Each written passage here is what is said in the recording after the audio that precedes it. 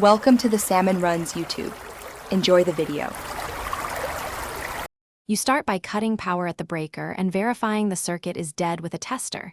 This prevents shocks while you work.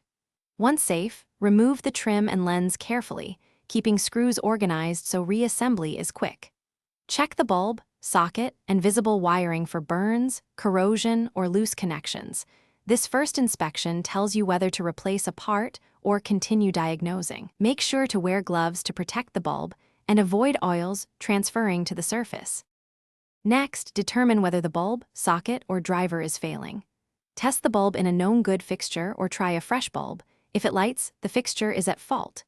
Use a multimeter to measure socket voltage and check continuity on wiring connections. This tells you if the driver/ballast is supplying power. If voltage is absent or continuity fails, replace the driver/ballast or socket. Keep track of wire colors and use proper connectors once replaced. Hand tighten connections and secure components. Finally, reassemble the fixture in reverse order, ensuring gaskets and seals sit correctly to prevent moisture. Turn the breaker on and watch the spotlight for 1 to 2 minutes.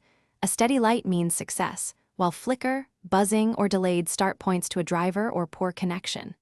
If issues persist, switch off power and recheck wiring terminals, grounding, and any capacitor or driver components. One key troubleshooting tip: if the fixture still misbehaves, test with a known good driver or Thanks for watching. Consider subscribing if we helped you.